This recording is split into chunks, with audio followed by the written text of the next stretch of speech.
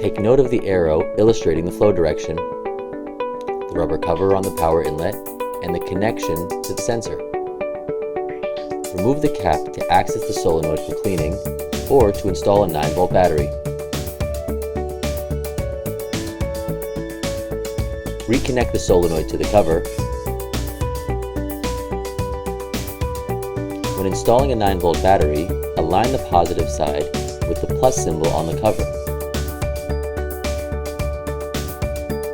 Seal the battery box by replacing the cover and tightening the screw. Connect the faucet inlet to the cook connector, the cable to the sensor,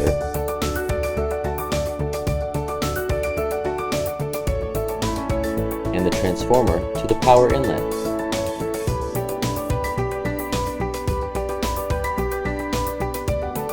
Ensure that everything is connected firmly.